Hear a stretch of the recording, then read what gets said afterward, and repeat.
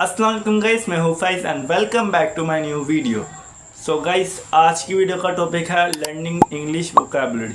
ठीक है, तो आज की वीडियो में हमने इंग्लिश वोकैबुलरी सीखनी है और इसके हम 3 पार्ट्स में सीखेंगे। सबसे पहले हम इजी वर्ड सीखेंगे, उसके बाद हम मीडियम सीखेंगे और उसके बाद हम हार्ड वर्ड्स थोड़े से सीखेंगे। ठीक है, तो शुरू करते हैं। लेकिन उससे पहले आप कर दें वीडियो को लाइक और चैनल को भी आप सब्सक्राइब लाजमी कर देना और बेल के आइकन को भी आप लाजमी दबा दें।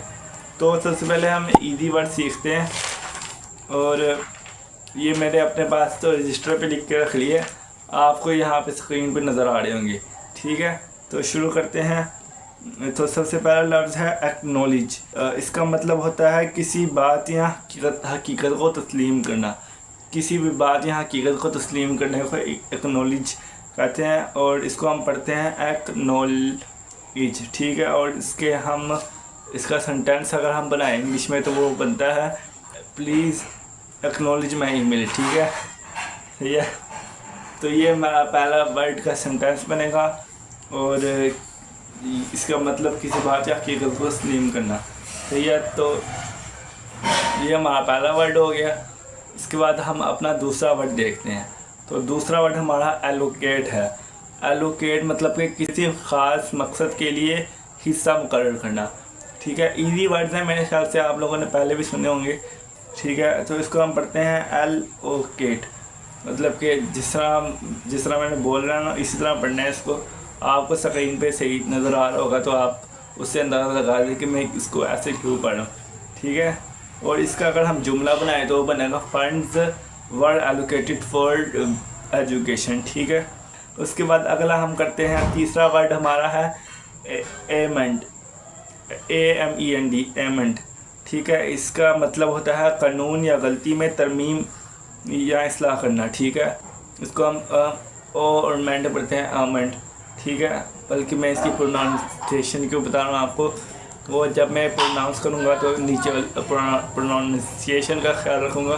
बाकी आपको जो प्रोनाउंस करना है सही, वो आपको स्क्रीन पर नज़र आ रहा होगा कि किस तरह प्रोनाउंस करना है। ठीक है, पूरा टेबल सा बना हुआ है इसका, मैं इस टेबल का लिंक भी डिस्क्रिप्शन में दे दूंगा आपको, ताकि आप लोग आसानी से पढ़ सकें। सही है, और इसका अगर हम सेंटेंस बनाए तो this law was amended last year. ठीक है, समझ आ गई ना आपको इस लफ्ज़ की। थोड़ा जल्दी करना पड़ेगा क्योंकि अभी हमने सिर्फ 3 वर्ड्स ही किए हैं और टोटल हमारे पास 60 वर्ड्स हैं। और अगला लफ्ज़ हमारे पास है एंटीसिपेट। ठीक है, पहले से तवक्का या अंदाज़ा लगाना। एंटीसिपेट मतलब पहले से तवक्का करना या अंदाज़ा लगाना। ठीक है, और एंटीसिपेट पढ़ते हैं इसको, मैंने एंटीसिपेट पढ़ दिया उसे। इसका जो मतलब है आई डिड नॉट, इसका मतलब नहीं, इसका सेंटेंस जो है I did not anticipate the delay. ठीक है, अब सेंटेंसेस का मतलब तो आप खुद ही समझ लें और मैं भी खुद ही समझ रहा हूँ इसका मतलब। ऐसे मतलब कि मैं भी पहले अभी अपने आप को समझाऊंगा तो फिर ही आपको समझा पाऊंगा ना। ये मतलब सेंटेंस इसलिए पढ़ूँ ताकि हमें ये ज़्यादा बेहतर समझ आ सके कि ये कहाँ पे इस्तेमाल होता है। सही है, अगला है अप्रिशिएट। किसी की कदरदानी करना या कीमत समझना। ठीक है, अप्रिशिएट मतलब अप्रिशिएट करना। ठीक है, और इसके बाद इसका तो आप सबको पता है, अप्रिशिएट करने का मतलब तो आपको पता ही है, I really appreciate your help. सही है, कीमत समझना किसी भी चीज़ की, उसको अप्रिशिएट करना कहते हैं। उसके बाद अगला है अप्रोप्रिएट। और अप्रोप्रिएट मतलब कि मौजू और बिल्कुल मुनासिब बात होना। ठीक है, उसके बाद it is not appropriate to joke है, मतलब कि यहाँ मजाक करना मुनासिब नहीं है। इसका जुमला अगर हम पढ़े तो ये है। उसके बाद है एसरटेन। ठीक है, एसरटेन इसका मतलब होता है यकीनी बनाना या दरियाफ्त करना। ठीक है, we need to ascertain the truth, यानी कि हमें सच जानना पड़ेगा, हमें सच जानने की ज़रूरत है, इसका ये मतलब है। उससे अगला है कंपनसेट। कंपनसेट मतलब नुकसान या मेहनत का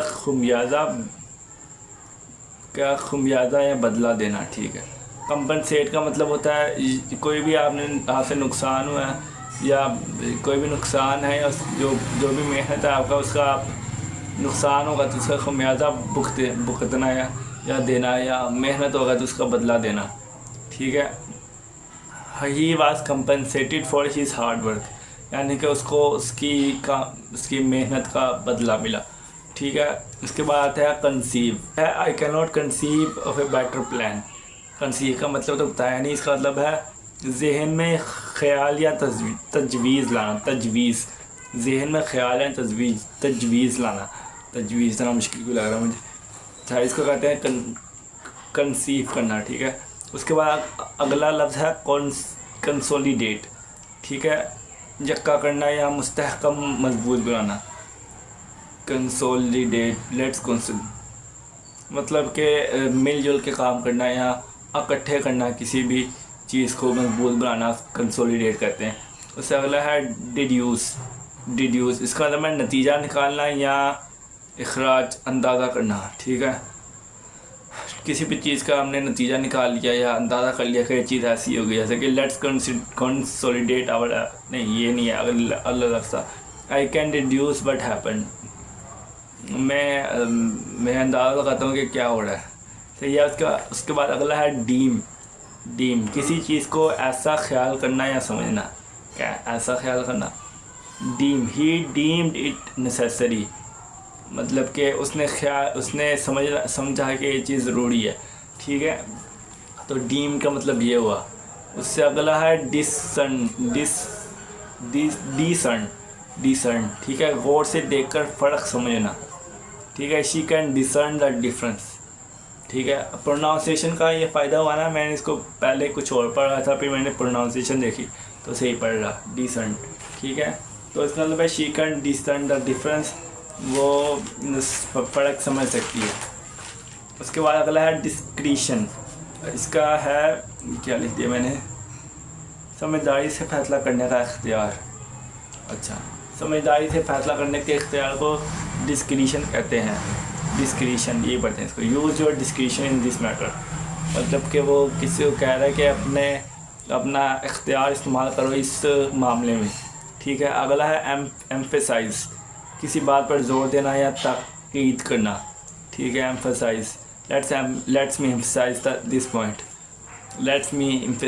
पॉइंट, मतलब कि उसको अच्छे से समझाना, जिस तरह कहते हैं हम उसको जोर देना, या मतलब तो आपने पढ़ ही लिया। उसके बाद अगला है एवेलुएट का तो वैसे भी मतलब पता है हमें, we will evaluate your performance, अंदाज़ा लगाना या तखमिया करना, ठीक है, ये मतलब होता है। मैंने कुछ और ही समझा था वैसे। एवेलुएट का मतलब अंदाज़ा लगाना या तखमिया करना, जांचना, इसको कहते हैं एवेलुएट करना, ठीक है। इवेल्यूएट, हाँ ये पढ़ते हैं। उसके बाद अगला है एक्सपीडाइट, हाँ, इसका मतलब है देट काम की रफ्तार तेज़ करना या जल्द मुकम्मल करना, ठीक है। एक्सपीडाइट, काम की रफ्तार तेज़ करना या उसको जल्द मुकम्मल करना, ठीक है। They try to expedite the process, उन्होंने अपना जो है प्रोसेस उसको जल्दी ख़त्म करने की कोशिश की, ठीक है। अगला है इनकॉर्पोरेट, यही है, शामिल करना या इकट्ठा करना। इनकॉर्पोरेट, शामिल करना या इकट्ठा करना। We interpret new ideas in the plan, मतलब कि हम इस इरादे में नए आइडियाज़ भी लेके आएंगे, सही है। उससे अगला है इंडिकेट, मतलब कि इशारा करना, इंडिकेटर जिस तरह होता है। द साइंस इंडिकेट डेंजर, मतलब कि ये जो है ये निशान ख़तरे का इशारा कर रहा है। उससे अगला है इनिशिएट, मतलब कि इब्तिदा करना या शुरू करना। इनिशियलाइजेशन सुना होगा आपने, मतलब कि यही होता है ना, आगाज़ करना किसी भी चीज़ का। ही इनिशिएटेड द प्रोजेक्ट, उसने प्रोजेक्ट का आगाज़ कर दिया। उसके बाद हाँ, अब हम चलते हैं थोड़े से मीडियम लेवल की तरफ, जो मतलब कि पहले वाले थोड़े से मुश्किल लफ्ज़ आएंगे अब हमारे पास। तो सबसे पहला लफ्ज़ है एलिविएट,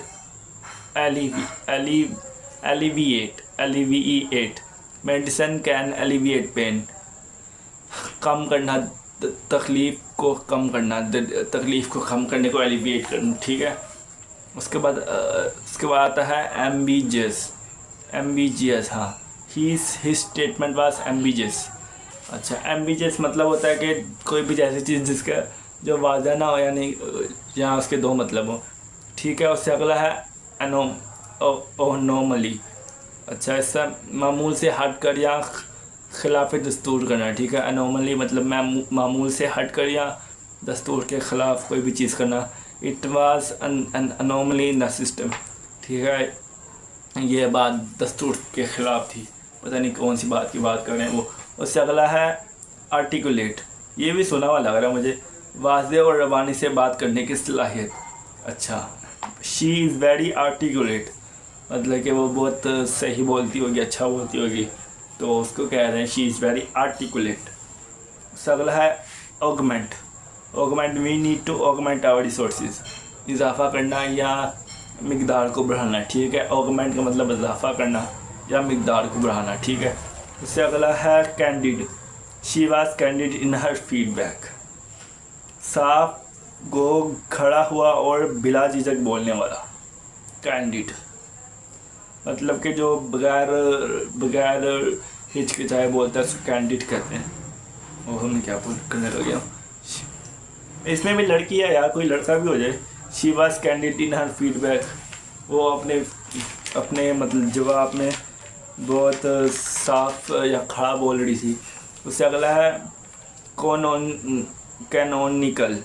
कैनोनिकल, अच्छा, कानूनी या नहायत अहम। मुस्तनद, कानूनी या नहायत अहम जो चीज़ होती है उसको हम कहते हैं कैनोनिकल। कैनोनिकल, ठीक है। He is canonical figure in literature. शुक्र है कोई लड़का आया। वो अदब में एक अहमियत का हामिल है, इस वजह से कैनोनिकल फिगर का हमने। उससे अगला है coherent. His agreement was argument was coherent. Coherent का मतलब है आपस में जुड़ा हुआ और बामकसद। सही है। उससे अगला है कंप्रीहेंड, मुकम्मल तौर पर समझना या अहाता करना। अहाता करना क्यों आया यहाँ पे वैसे? I could not comprehend his point. मैं इसका जो भी ये कह रहा है ये समझा नहीं पूरी तरह, इस वजह से कम्प्रीहेंड इस्तेमाल किया है। उससे अगला है conquer. A conquer with your opinion, यानी कि इत्तेफाक होना या मतलब कि किसी की बात को मान लेना या उसने जो कहा उसको उसमें हामी भर लेना। कॉन्क्योर का मतलब ये आया। तो गाइस अभी हमारे 30 वर्ड्स हुए हैं, लेकिन वीडियो काफ़ी लंबी हो चुकी है, इसीलिए मैंने सोचा कि मैं अगले 30 वर्ड्स पार्ट 2 में रख दूँगा। ठीक है, जिसमें जो है वो आधे मीडियम के लफ्ज़ होंगे और बाकी आधे जो है वो हार्ड के लफ्ज़ होंगे। ठीक है, मतलब कि 10 मीडियम के लफ्ज़ होंगे और 20 हार्ड के लफ्ज़ होंगे। ठीक है, वो मैं पार्ट 2 में भी एक्सप्लेन कर दूँगा कि कौन से लफ्ज़ कौन से वाले हैं। सही है, तो पार्ट 1 को हम यहीं पे एंड करते हैं। उम्मीद है कि आपको पसंद आया होगा। बाकी मैं मिलता हूँ आपसे पार्ट 2 में। अपना ख्याल रखिएगा और दुआओं में भी याद रखिएगा। अल्लाह हाफिज़ and thanks for watching. Bye.